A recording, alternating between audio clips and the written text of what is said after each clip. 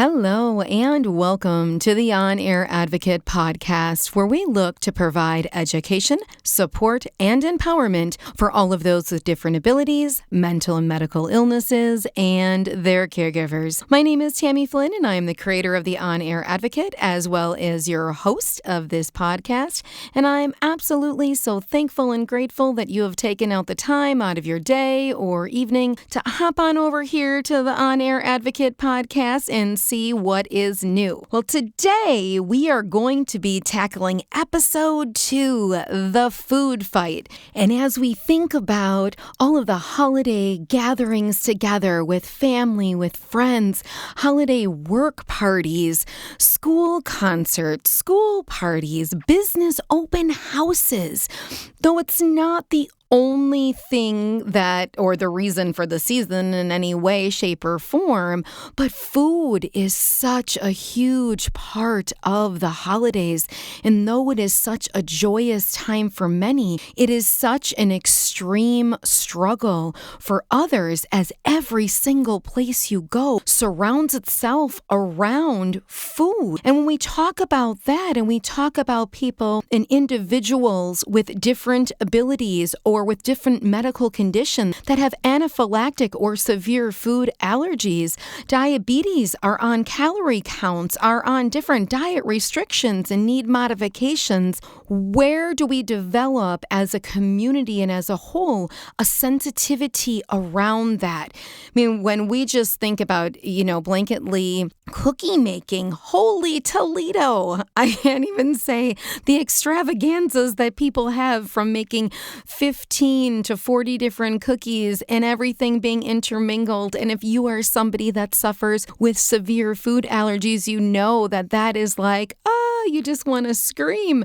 because you're like, everything is cross-contaminated. And the places you go through those holiday gatherings, when people do not develop that sensitivity towards it, there is such a struggle in finding the food that you're going to eat. Or if you're the parent of a child, and if they're at a younger age where they cannot control their behaviors of grabbing things and touching things, you feel like you're the fire marshal on alert when you're at anyone's house, because you're like running around like, don't touch that, don't do this.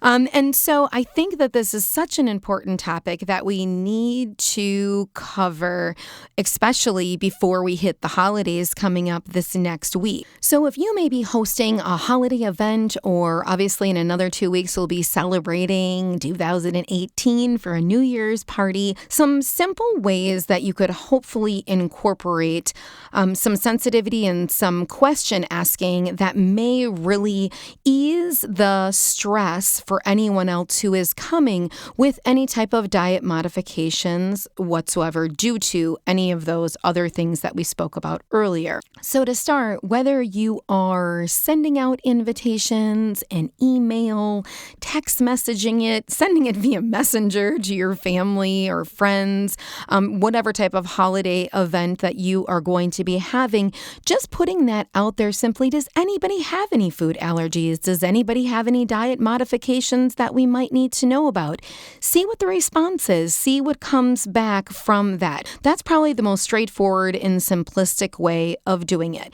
In addition, some other ideas can be bringing some creativity to it, maybe sending out and saying, hey, everybody, why don't you bring your favorite recipe to the party, whether that be in a dessert form or a dinner form, whatever it may be, because you know that whatever they bring is going to be safe for them. Other ideas that can be super creative and fun is using those little chalkboards and making little areas, having a nut-free area, having a low-calorie area, no sugar, low salt, gluten-free, dairy-free, however you want to do it, but making your events a little bit more appetizer-like and having all different sections of a buffet style where people can kind of pick and choose what they want, but they already know what are their safe areas that they can choose something in. And as those are some super simplistic ideas for others, I really feel that it is also our job to make sure at all times that we advocate for our loved ones or for ourselves if we are the ones with the condition. We take the bull by the horns and that we are proactive at all times. So making sure when you are going to a gathering, when you are going to a party with your loved one, or if it is for yourself, that you have that bag, that safety bag of food that is packed that you carry in your backpack or your purse or whatever you may be taking with you to the event, to make sure that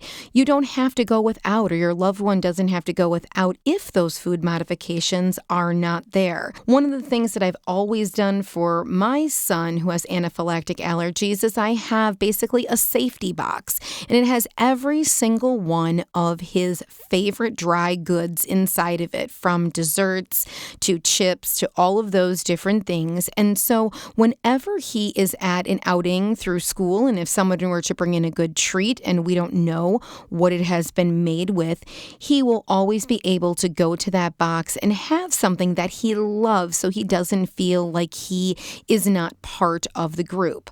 Other things that I always say is being proactive and saying, hey, I'm going to bring a dessert and I'm going to bring a dish to pass.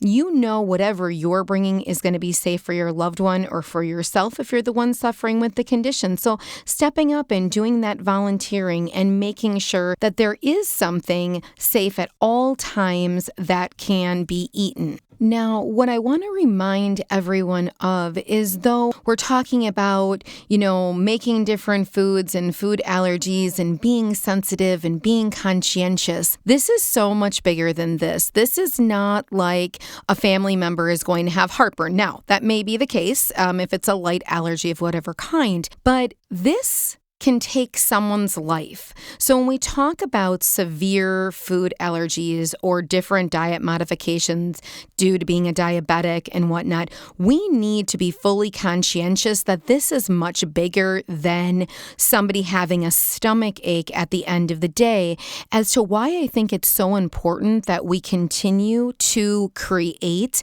that awareness, the education, bringing that sensitivity to this, and really making people conscientious in thinking about the process of what they're making. Because I really believe that we get into our habits and traditions. We've always done it this way, and we've always made all these types of cookies, and we've always done, these dishes. But at the end of the day, as, our loved ones possibly become compromised with some of these different things, we may need to alter that, and we need to realize that it may be something much bigger than just having something as simplistic as indigestion. Now, some important food for thought when we talk about those individuals that are suffering with severe and anaphylactic food allergies, and making sure that we are knowledgeable to know at where their sensitivity and reaction level actually lies. The first and most commonly known would be in ingestion, that if you ate something that you were allergic to, that you would have this horrible reaction to it. The next would be skin exposure. So not just if you ate it, but even if you touched it, or possibly cross-contamination, touched someone's hand who touched it, you would have that same severe reaction. And then the last way would be if it is airborne, so that you have such a reaction level that you cannot even be in the same room, same area as that substance without having that type of a severity of reaction. So I always find myself when people tell me they have an allergy, now whether that is to a product or whether that is to a food, my first question, I always ask them after that is, what is your reaction to that? And so you can be proactive in whatever you're doing to make sure that you're keeping your loved one, an individual that's coming to a holiday party or to an event that you're having, safe in that way. Lastly, I would just like to give a strong reminder about the severity of cross-contamination. Now, I know that when we think of our loved ones that have severe allergies to whether that be food or products, we think about it as their allergy, as their issue. And as long as they're not around us at the time, we feel like we can utilize those products, we can eat those foods.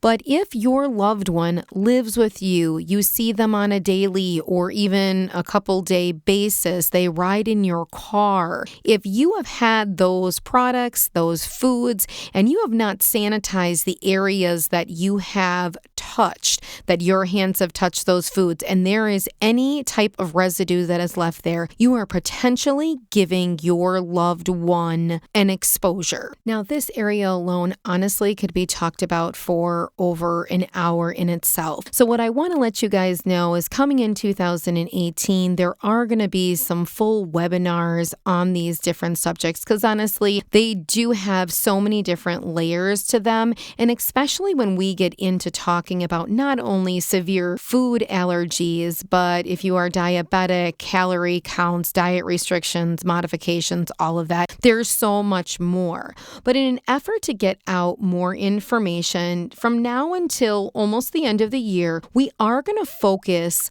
on the food fight. So if you are going to our Facebook page, please make sure you also join our Facebook community, our YouTube channel, our Twitter, our Instagram. You are going to see more content of information that was not shared in this podcast that relates to this subject directly. In addition, some great holiday recipes that really target different calorie counts, diet restrictions, modifications, food allergies, and more. So I just wanted to thank all of you for taking your time out today, again, to listen to this second episode of the On Air Advocate. Make sure to visit us at www.onairadvocate.com to subscribe to this podcast, view all of our other social media applications and content, as well as leaving us some of your ideas, comments, and suggestions because we value it so incredibly much.